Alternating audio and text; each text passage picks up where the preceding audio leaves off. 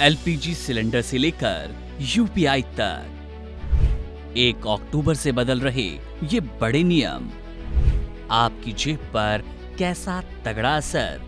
अक्टूबर 2025 का महीना कई अहम बदलावों के साथ शुरू हो रहा है, जिनका सीधा असर आम लोगों की रोजमर्रा जिंदगी और वित्तीय योजना पर पड़ेगा। जानिए 1 अक्टूबर से लागू होने वाले कुछ प्रमुख नियम। एलपीजी सिलेंडर की कीमत में बदलाव। हर महीने की पहली तारीख को एलपीजी, सीएनजी और जेट फ्यूल की कीमतों में बदलाव होता है। इस बार कमर्शियल सिलेंडर के दाम में बदलाव संभव है, जबकि घरेलू सिलेंडर की कीमत में कोई परिवर्तन की उम्मीद नहीं लगाई जा रही। रेल टिकट बुकिंग नियमों में बदलाव। अब ऑनलाइन टिकट बुकिंग का पहला 15 मिनट केवल उन यात्रियों के लिए आरक्षित होगा जिनका आधार वेरिफिकेशन हो चुका है। यह नियम जनरल रिजर्वेशन पर भी लागू रहेगा। पीआरएस काउंटर से टिकट लेने पर कोई बदलाव नहीं। यूपीआई कलेक्ट रिक्वेस्ट फीचर होगा बंद।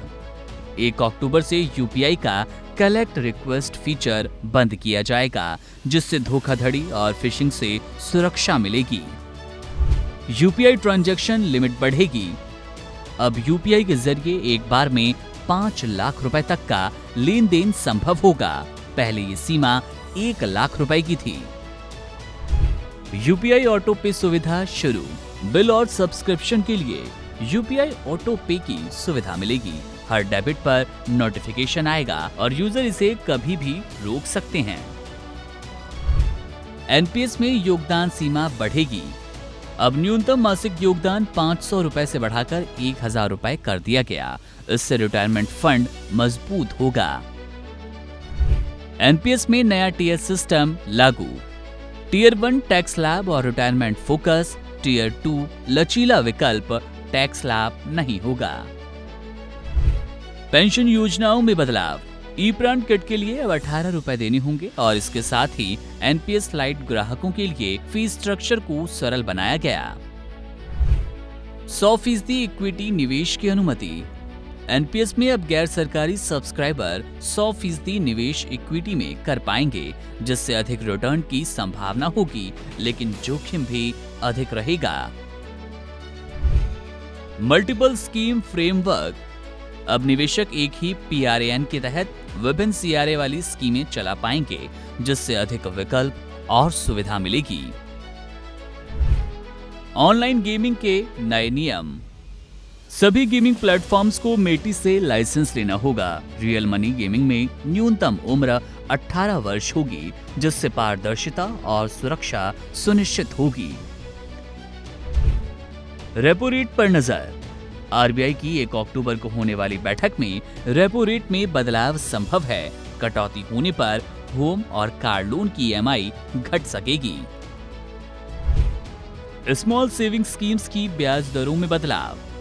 सरकार 30 सितंबर को नई ब्याज दरों की घोषणा करेगी, जो 1 अक्टूबर से लागू होगी। इससे पीपीएफ, एससीएस, एसएसवाई जैसी योजनाओं की दरें प्रभावित होंगी। बैंकों की छुट्टियां। अक्टूबर में दुर्गा पूजा, दशहरा, दिवाली जैसे त्योहारों के कारण बैंक छुट्टियां अधिक होंगी। बैंक जाने से पहले आरबीआई की छुट्टियों की लिस्ट देख लें। डाक विभाग की सेवाओं में बदलाव। स्पीड पोस्ट के सेवा शुल्क में कुछ क्षेत्रों में बढ़ोतरी और कुछ में कमी आई। नई सुविधाएं जैसे कि ओटीपी आधारित delivery, real time tracking, SMS notification आदि जोड़ दी गई।